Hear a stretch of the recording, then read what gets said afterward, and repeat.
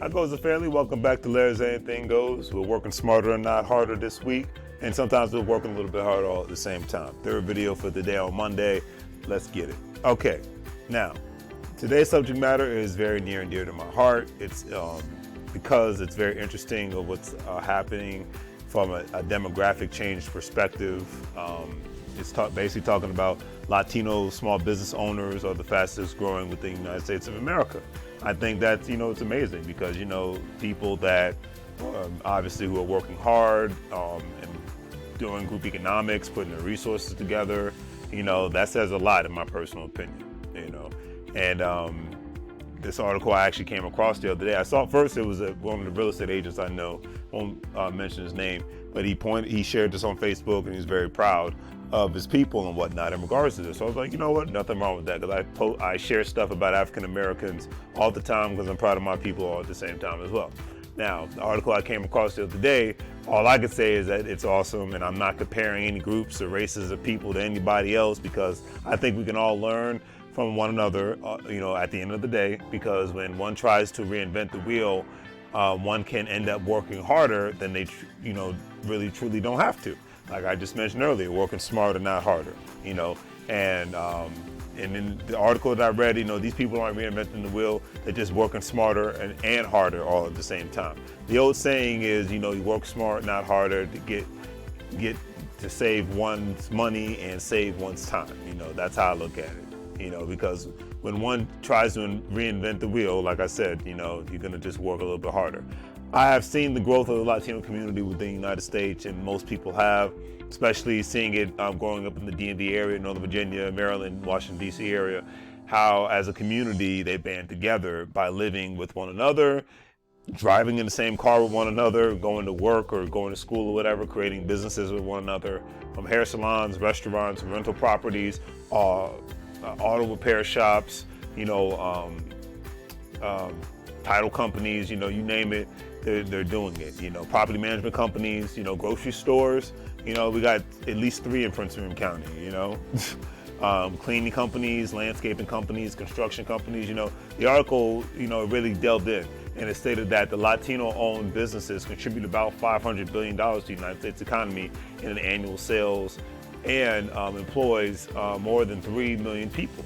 So that's a lot. I mean, that's not to be commended for. You get the round of applause from me. If you guys are out there, give a digital round of applause, because the article went into the life of food truck owner, as you see here, Orlando Orsornio, who is 30 years old, and his wife, Denise Orsornio.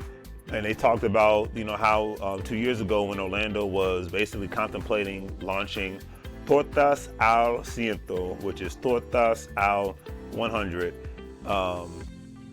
And he knew, what is it? Tortas al 100.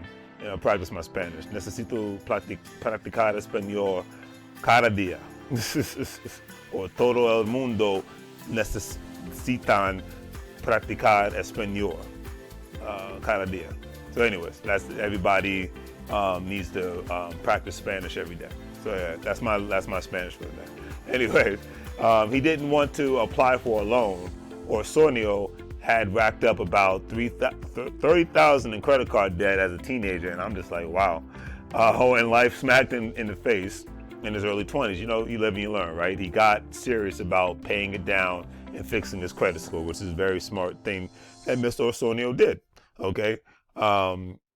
And that's one of the reasons why, his experience basically said he basically prompted him to kind of forego applying for small business loans, which I can understand after going through an experience like that, especially with $30,000 in credit card debt. Orsornio estimated that and this is, like I said, this story is very interesting, so please pay attention. It's very interesting. I read it twice. I was like, this is very, very awesome. So he said, basically estimated him and his wife spent about $50,000 of their salaries on burgoing business.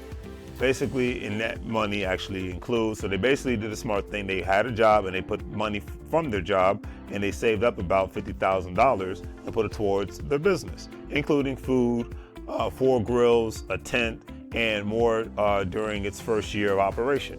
Mr. Osornio sells mile-high tortas filled with California fusion-inspired ingredients, hot Cheetos, bacon, which is actually says sounds good, mango habanero sauce, or pineapple. Other customers actually line up for the birria torta or the chicken bacon Alfredo torta.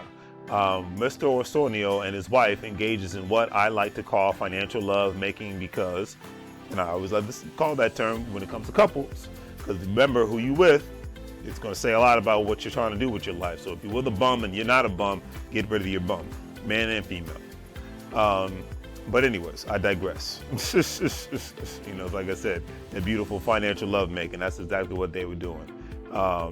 And that, like I said, that's what I'm seriously talking about, you know, making, because the crazy thing is, you know, after, you know, they engaging in financial love making, which is basically putting money together and setting up business and investment plans. They spent about $50,000 of their salaries on the business, right? Okay, I like it. Making the necessary sacrifices, and that's what it takes to be an entrepreneur. Sacrifice, blood, sweat, and tears in order to accomplish something is what it's all about. I talk about this all the time. We have a lot of high-paid employees in the just over broke lifestyle, okay? Hate to sound like that, but we have a lot of high-paid employees in the just over broke lifestyle. But when you truly get focused and truly implement strategies, you can overcome darn near anything. And also, what I always respect about the Latino community is that they are economically on code. And when you're economically on code, you're not really worried about who's in the White House, who's in the governor's state house, who's in Congress, because you're making money moves regardless, okay? And like this article stated that they were the #1 group throughout the United States of America to open the most small businesses in 2019. Once again, showing it doesn't matter who's in the White House if you have the right mentality and you're ready to implement, you know. That's just my personal opinion. I'll leave it at that, okay? You know, when they open, and the beautiful thing is I've seen it, and I'm sure you have too.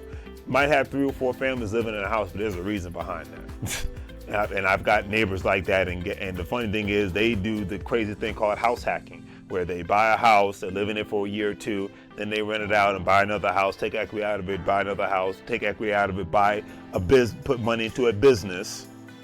And the cycle continuously goes over and over. And it's all within their friends and family network. All boils down to keeping currency in your circle. I'm always going to say that because to me, if you're not about currency, then, you know, why are you really in my circle? I'm just going to call, like I said, you know, outside of my family, like, yeah, it's not going to happen. But, you know, that's just how it is. When they open up businesses of any kind, it's just known immediately. And this goes back to being economically on code. It's known immediately and checks, you know, they check out that business to see at least that they like it before they go to Olive Garden, before they call the big corporations when it comes to home repairs, cleaning services, landscaping, etc.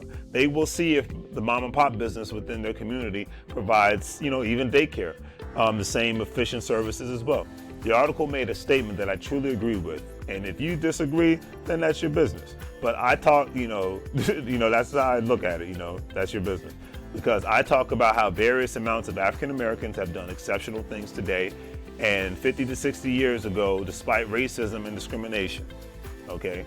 Latino small businesses owners like Mr. and Mrs.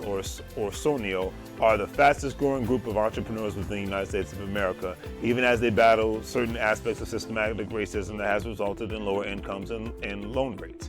Over the past 10 years, the number of Latino businesses owners grew about 34% compared to 1% for all businesses owners within the United States of America, making them the #1. Okay, making them the #1, and there's nothing wrong with that. Okay, now, it's like, and the crazy thing is that's something to really be proud of. You know, when you think about it, it's something to really be proud of. You know, because the thing at the end of the day, and this study was actually done through Stanford University. More Latinos than ever are applying for small business loans to launch or grow their operations. CEO Patrice Dixon of the Honey Pot Company, who you see right here, the Honey Pot Company had an issue with the empowering statement about hoping more success for basically for Black women, you know, because she sells, her company's success actually sells feminine hygiene products, you know, the Honey Pot Company. And she just wants to see more young Black women see her as an example to do better and to do great things within the retail industry, because there's so many of us not really in that industry. It's from a large scale point, you know. And she got a lot of negative backlash, unfortunately, from that statement, which I didn't think it was a bad statement at all, but whatever. But the upside is, and the main reason why I'm talking about it, is sales have actually exceeded beyond their expectation. That's how the power of a community, that's power of not just buying stuff for the sake of buying stuff and caring about how much you care about, you know, your dollars and cents. You know, when you care about how you spend your money, it means a lot. Okay, history's proven that. Don't believe me? Go look up the Montgomery bus boycott back in the 1960s, okay, 50s and 60s time frame during the civil rights era, and all that boiled down to economics. Okay, when your dollars go elsewhere, companies and cities and states wonder why. We can post, tweet, and make videos all we want, but when we do not implement real change in our lives, it doesn't mean a freaking thing. It's like wanting to get into shape but not willing to change your eating habits and work out at the gym all at the same time. You got to actually do the work and implement the change. Now, there were a lot of great stories that were in this article, but I will only highlight my favorite aspects of the article in itself. And the other aspect of this article goes to Mrs. Fusta Ibera, age 59 years old, I love when I see people who are quote unquote supposed to be in retirement age own their own business. Love it. Love it, love it, love it. Shows, you know, it proves it's never too late to start anew in life, period, no matter what kind of new that might be for you. Everyone's why is different, right? Mrs. Ibera, who calls herself, or should I say Señora Ibera, who calls herself 100% or 100%. Mexican woman, herself had poor credit after issues with the house she and her sisters bought together in the early 1990s. When she applied for a loan in 1993 to open up her salon, a brightly lit salon tucked into a small strip mall in Salinas, California. The bank, Washington Mutual Bank, denied her loan, and that bank actually collapsed during the 2008 financial crisis. She ended up borrowing nearly $30,000 from friends, families, co-workers, slowly paying them back one by one. This story really proves to me the power of determination, but it really displays the power of having strong social capital from your friends and family. I cannot stress this any other way. Currency in your circle is on so many levels. Even if it's not somebody who has a lot of money, it could be somebody who just creates great services and whatnot for you, okay? So all I can say is who you hang around is who you will emulate, no matter what the case may be. So please check out the Karatbars International family. I had 2 of my people sign up yesterday. Didn't cost them a dime. It just cost them to make up their own profile. Join the Karatbars International family. Buy some gold. Tell people, refer, make some money. Hey, if it's for you, great. If it's not, great. It's all good. Everybody that's associated with me, I want us getting money on some way, somehow. So that's just how I look at it. Always remember, you can't get fired if you own the company. And the people I just talked about, the Latino community and the African American community, they can't get fired because they own the company. All right. Check out my online store for any products. Support your small businesses. Okay. And hopefully you guys have a great week. All right. Take care.